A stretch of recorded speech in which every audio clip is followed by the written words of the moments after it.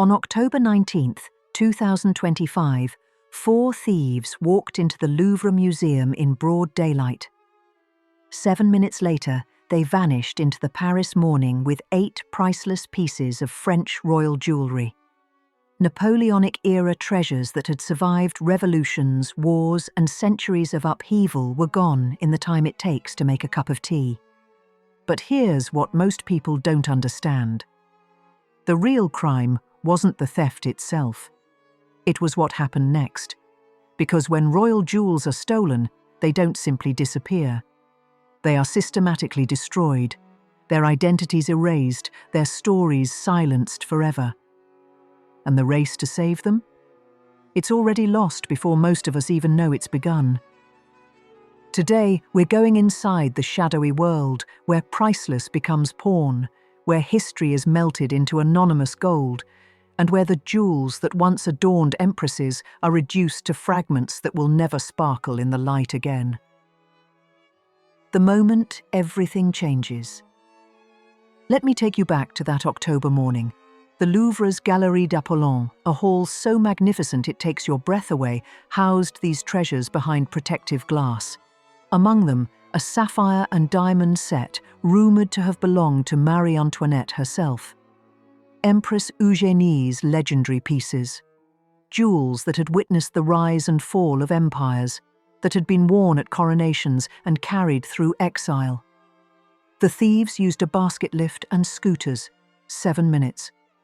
That's all it took to shatter the glass and seize 8 objects that represented not just monetary value, but the very soul of French imperial history. Within hours, Interpol added the stolen pieces to their database. Museums worldwide were alerted. The images circulated across every law enforcement network on Earth.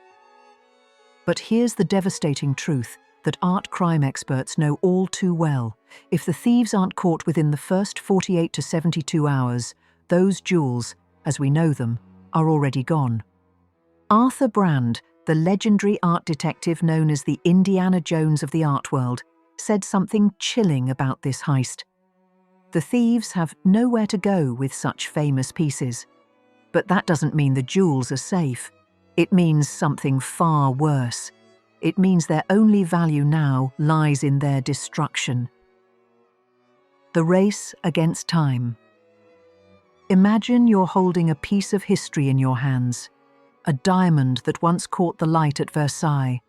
An emerald that survived the chaos of revolution. Now imagine you have less than a week to decide its fate before it's melted down forever. This is the reality facing investigators, because the moment those jewels left the Louvre, a clock started ticking. Not the kind you can see, but one measured in the speed of criminal networks and the efficiency of destruction. Within the first day, the thieves likely moved the jewels out of France, perhaps across the border to Belgium or east into Germany. Every hour that passes, the trail grows colder. By day 2, the pieces have likely reached a fence, a specialized broker who understands exactly what these jewels are worth, not as history, but as raw materials. And here's where the story becomes truly heartbreaking. That fence commissions what's grimly known in the trade as the slaughter. The systematic dismantling of everything that makes these pieces unique. The gold settings, those intricate mountings crafted by master jewelers bearing the hallmarks of imperial workshops, are melted down within days. Literally melted. Turned into anonymous bars of gold that could have come from anywhere. The diamonds, the sapphires, those magnificent stones that have their own stories. They face an even more calculated fate. Professional gem cutters are brought in to recut them, to take a 30-carat antique-cut diamond and transform it into 2 or 3 modern stones. Yes, they lose weight in the process. Sometimes more than half the original carat weight is sacrificed. But what they gain is something far more valuable to criminals: anonymity. Christopher Marinello, CEO of Art Recovery International, explained it perfectly. These crews break down and recut large, recognizable stones to evade detection, effectively erasing their provenance. Every unique facet, every historical cut, every tiny imperfection that could identify the stone, gone, deliberately destroyed. The invisible fingerprints. But surely, you might think, there must be some way to identify these stones even after they're recut. And you'd be right. There is. It's called forensic gemology, and it's one of the most fascinating scientific battles being waged in the art crime world. You see, while criminals can change the outside of a gemstone, they cannot change what lies within. Every natural gem contains inclusions, tiny crystals, fractures, growth patterns trapped inside during its formation deep in the earth. These are like fingerprints, absolutely unique to each stone. Using a technique called confocal micro-Raman spectroscopy, scientists can create a three-dimensional map of these inclusions. If a museum had the foresight to document their jewels this way before the theft, they can potentially match a recovered stone years later, even if it's been completely recut. There's also isotopic analysis, reading the chemical signature of a gem to determine where on Earth it was formed. Different regions have different isotopic ratios, like a geological passport that can never be forged. But here's the crushing limitation. These techniques only work if the museum created detailed documentation before the theft. High-resolution photographs, gemological reports, 3D inclusion maps. Without that baseline data, even the most advanced science is useless. You're trying to match a stone to a memory, and memories fade. And there's an even darker truth. If the thieves are thorough enough, if they recut the stones drastically enough, even those internal markers can be cut away. A diamond might lose 56% of its weight, but it gains something priceless to a criminal, a clean slate.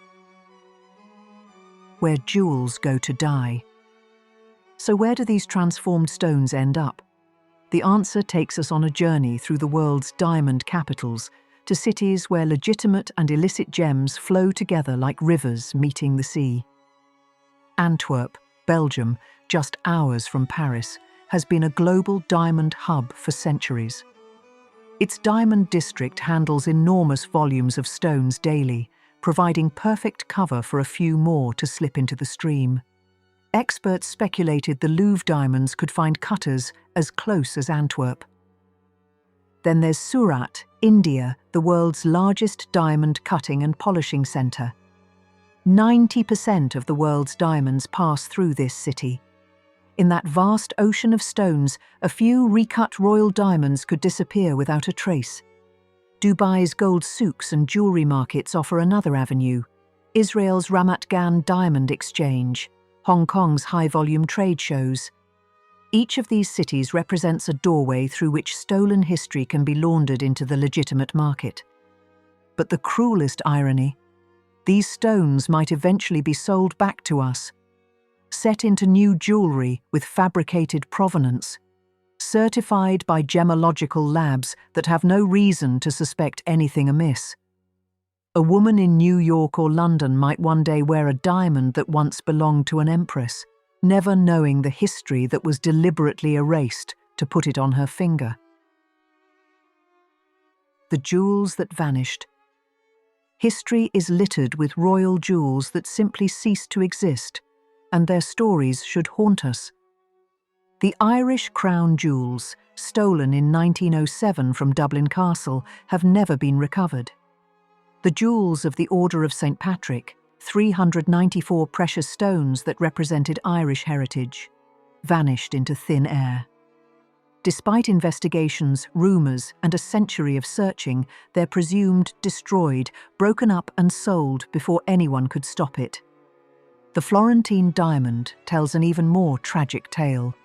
This 137-carat yellow diamond belonged to the Medici family, then the Austrian Habsburgs. It was one of the most famous diamonds in Europe, with a unique double rose cut and 126 facets. When the Austro-Hungarian Empire collapsed in 1918, the diamond disappeared with the exiled royal family. Most experts believe it was stolen and recut in the 1920s. There's evidence suggesting it was reduced to an 80-carat stone that surfaced in Switzerland in 1981, sold by a woman who claimed her father had recut it from an unusual large stone just after World War I. If true, the Florentine diamond, a jewel that had survived centuries, was deliberately destroyed to hide its identity. Nearly 60 carats of history cut away and lost forever. And then there are the Pink Panthers, a transnational crime organization responsible for some of the most audacious jewelry heists in history. They've stolen hundreds of millions in jewels from Tokyo to Dubai, and almost none of the major pieces have ever been recovered. Their success lies in their speed. Get the physical assets out of the country and into the hands of specialists who can slaughter them before law enforcement can react. The human cost. But let's step back from the mechanics of crime for a moment and ask ourselves, what are we really losing when these jewels disappear? When Empress Eugénie's diadem was stolen from the Louvre, we didn't just lose diamonds and gold. We lost a tangible connection to a woman who shaped an era, who wore that piece at moments of triumph and tragedy. We lost the craftsmanship of artisans whose names we'll never know, but whose skill created something that was meant to last forever. These jewels are time machines. They connect us to the women who wore them, to the moments that defined history, to the hands that created them. When they're melted down or recut, we lose more than objects. We lose stories. We lose that electric feeling of standing before something in a museum and knowing that Marie-Antoinette's own hands once touched it.